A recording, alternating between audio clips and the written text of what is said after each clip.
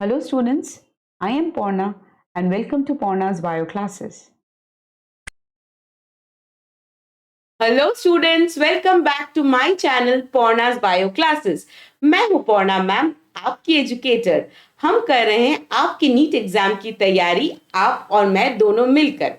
Currently we are covering unit 3 cell structure और function.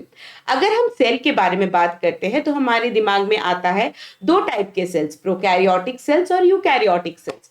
Already prokaryotic cells के ऊपर काफी सारे वीडियो लेक्चर्स मैंने कंप्लीट करके अपलोड कर दिया है मेरे चैनल में। उन सारे के लिंक्स अवेलेबल है डिस्क्रिप्शन में।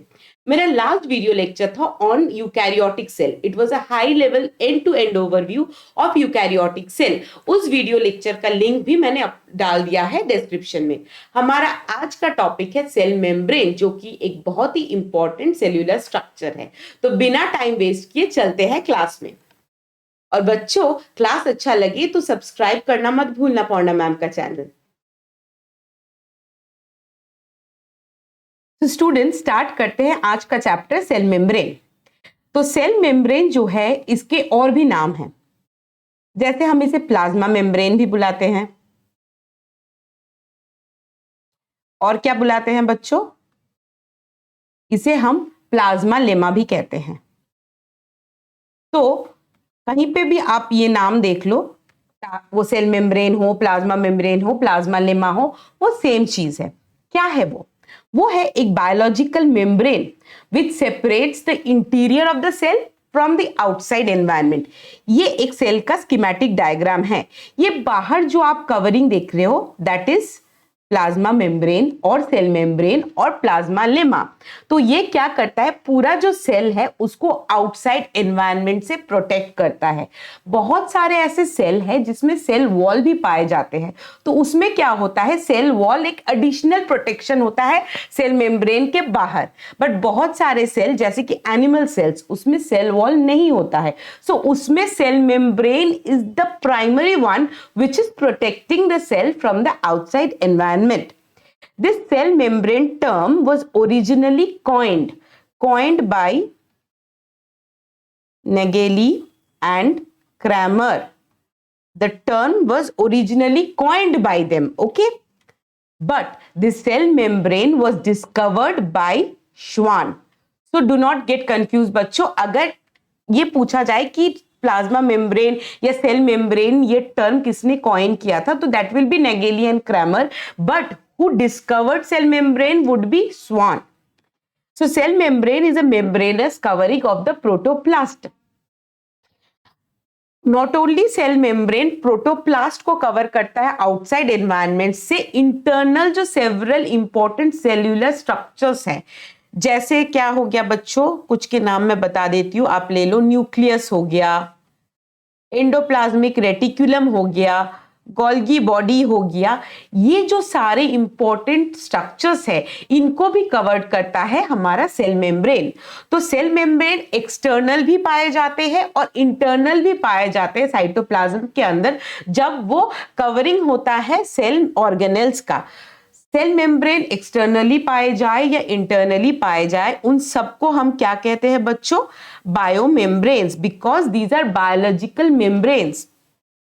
सेल मेम्ब्रेन की एक खासियत है कि वो सिलेक्टिवली परमिएबल है। सिलेक्टिवली मतलब वो सिलेक्ट करता है वो किसको पास करने देगा outside to inside, inside to outside of the cell, और किसको पास नहीं करने देगा।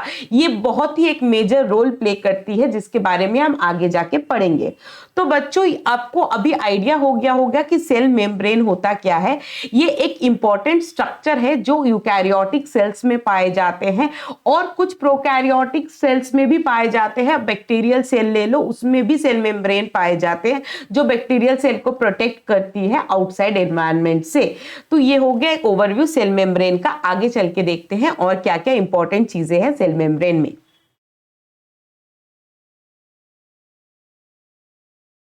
तो बच्चों देखते हैं क्या होता है कॉम्पोजिशन सेल मेम्ब्रेन का। जो बहुत इंपॉर्टेंट कंपोनेंट है सेल मेम्ब्रेन का वो है lipid. Around 20 to 80% cell membrane is covered with lipids. Proteins भी काफी पाए जाते हैं, इसका परसेंटेज भी आप ले लो अराउंड 20 to 70%। कुछ कार्बोहाइड्रेट्स पाए जाते हैं mostly in the form of oligosaccharides, 1 to 5% of cell membrane ले लो कार्बोहाइड्रेट्स, और अराउंड 20% वाटर होता है हमारे सेल मेम्ब्रेन में। तो ये चारों इंपॉर्टेंट चीजें हो गई हमारे सेल मेम्ब्रेन के कॉम्पोजिशन में। जब हम लिपिड का बात करते हैं, which is the most important constituent of the cell membrane, the type of lipid which is widespread in cell membrane is phospholipid. ये एकदम अच्छे से याद रखना बच्चों, फॉस्फोलिपिड को हम फॉस्फोग्लिसराइड्स भी कहते हैं। ये जो फॉस्फोलिपिड का स्ट्रक्चर है that is very important. Phospholipids are amphipathic in nature. Amphi मतलब क्या बच्चों? Amphi stands for both, dual role play करती है। क्या डुअल रोल है? फॉस्फोलिपिड का जो हेड है ना, it is a polar part, okay. और ये जो टेल है, tail is constituting of two fatty acid chain, that is non polar. Polar means it is hydrophilic, water loving. Non-polar is hydrophobic, water hating. So phospholipid के दो part है, एक polar head है which is hydrophilic और water loving, एक non polar tail part है which is constituting of two fatty acid chain, that is non-polar hydrophobic tail. So because a phospholipid has both polar part and a non-polar part, that is why it is called as amphipathic molecule.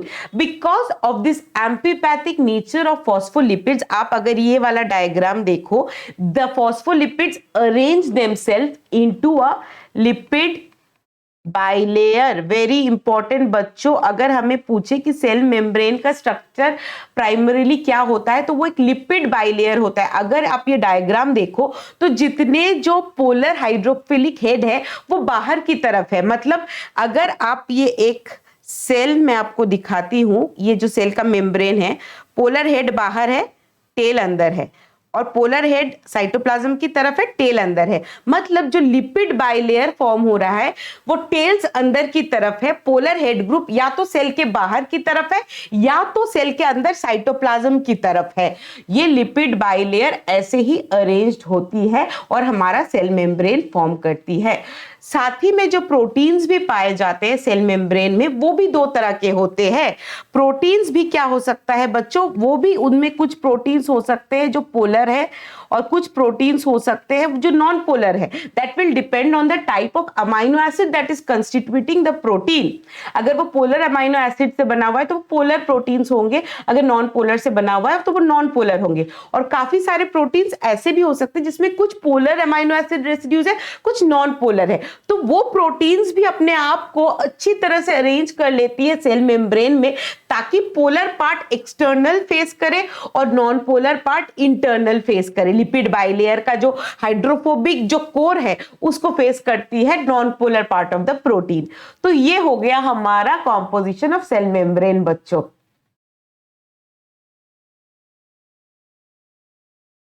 तो बच्चों अब हम आते हैं बहुत important topic पे जो कि है fluid mosaic model of cell membrane. हमने सेल मेम्ब्रेन का कॉम्पोजिशन पढ़ा। इनिशियल डेज में जब स्टडीज हो रहे थे, डिफरेंट साइंटिस्ट ये डिसाइड कर रहे थे, खोजने का कोशिश कर रहे थे कि कैसा होता है सेल मेम्ब्रेन का स्ट्रक्चर। तो जो सबसे ज्यादा एक्सेप्टेबल मॉडल था वो दिया गया इन 1972 by Singer and Nicholson. That is the most acceptable model of biomembrane till date, and it is called fluid mosaic model. ये जो डायग्राम स्कीमेटिकली मैंने दिया है ये एक फ्लूइड मोजाइक मॉडल का डायग्राम है। अब देखते हैं कि क्या कहता है fluid mosaic model cell membrane के बारे में। फ्लूइड मोजाइक मॉडल कहता है कि जो सेल मेम्ब्रेन है वो क्वासी फ्लूइड है due to the presence of lipids. वो सॉलिड नहीं है, it is a quasi fluid structure. Apart from lipids, proteins are present in membrane both inside and outside. This is outside proteins, ठीक है।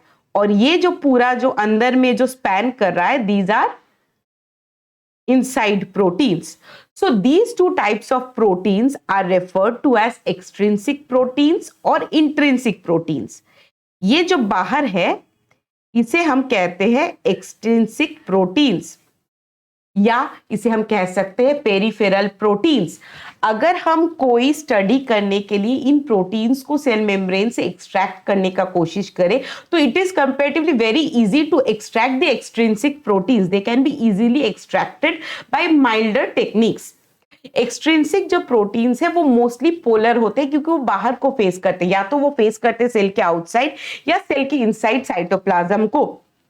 एक बहुत important example of extrinsic protein है स्पेक्ट्रीन, ये note कर लेना बच्चों।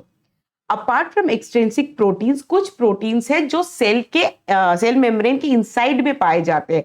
दे are found in the hydrophobic core, they are the intrinsic proteins, या इसे हम और भी क्या कह सकते हैं, इंटीग्रल प्रोटीन्स भी कह सकते हैं। अब अगर कुछ इंटीग्रल प्रोटीन्स ऐसा हो जो पूरा लिपिड बाइलेयर को स्पैन करे, जैसा ये डायग्राम में आप देख सकते हो, अगर वो पूरा लिपिड बाइलेयर को स्पैन करे तो उसे हम टनल प्रोटीन्स भी कहते हैं या तो ट्रांसमेम्ब्रेन प्रोटीन्स भी कहते हैं। ये जो टनल या ट्रांसमेम्ब्रेन प्रोटीन्स है ये एक टनल फॉर्म कर देती है लिपिड बाइलेयर में। अब लिपिड तो हो जाता है बच्चों हाइड्रोफोबिक, मतलब लिपिड बाइलेयर एक बैरियर फॉर्म करती है for the movement of hydrophilic substances. कोई सब्सटेंस अगर पोलर है, हाइड्रोफिलिक है, तो वो एक सेल के अंदर से बाहर, बाहर से अंदर नहीं जा सकता है क्योंकि वो सेल का मेम्ब्रेन जो है वो हाइड्रोफोबिक है, लिपिड से बना हुआ है। पर वो सारे चीजें ये टनल मेम्ब्रेन से पास कर सकती है, मतलब वाटर या वाटर सोल्यूबल जो पोलर चीजें हैं वो टनल मेम्ब्रेन से पास करती है, तो ये ट्रांसपोर्टर का काम करती है फॉर पोलर सब्सटेंसेस। बहुत सारे मेम्ब्रेन प्रोटीन्स कैरियर्स का काम करती है क्योंकि सेल मेम्ब्रेन एक फ्लूइड स्ट्रक्चर मेंटेन करती है, क्वासी फ्लूइड। प्रोटीन्स का लैटरल मूवमेंट देखा गया है, एक फ्लेक्सिबल स्ट्रक्चर है सेल मेम्ब्रेन जिसमें प्रोटीन्स को पाया गया है कि वो लैटरली मूव करती है सेल मेम्ब्रेन के अंदर। अपार्ट फ्रॉम लिपिड और प्रोटीन, कार्बोहाइड्रेट्स भी पाए जाते हैं इन एसोसिएशन विथ लिपिड्स और प्रोटीन्स। अगर कार्बोहाइड्रेट लिपिड से अटैच्ड हो तो उसे हम क्या कहते हैं बच्चों, ग्लाइकोलिपिड्स, और अगर वो प्रोटीन से अटैच्ड हो तो उसे हम कहते हैं ग्लाइकोप्रोटीन्स। ये जो ग्लाइकोलिपिड्स या ग्लाइकोप्रोटीन्स के जो कार्बोहाइड्रेट्स हैं वो मोस्टली ओलिगोसैकेराइड्स है और इनके काफी सारे रोल पाए जाते हैं। एक इंपॉर्टेंट रोल है कि वो सेल मेम्ब्रेन को एक नेगेटिव स्ट्रक्चर देती है, सेल के आउटसाइड को एक नेगेटिव स्ट्रक्चर देती है।